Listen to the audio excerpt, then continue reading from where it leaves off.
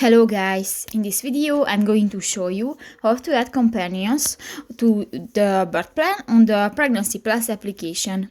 But first of all, I just want to mention, please don't forget to subscribe to our channel, because at 100,000 subscribers we are going to show you our YouTube revenue statistics and growth strategy, how to make money online. So let's jump into it. First of all, open the application on your device.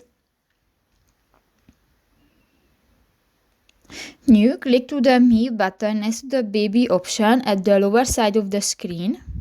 And here click to the birth plan option. In the select items section you can find the second button, the companions.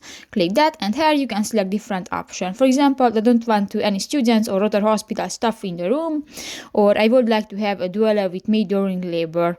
And if you want to add an item to your birth plan, just click to the plus icon and done. So that's pretty much it for this video guys. See you in the next one. Bye bye.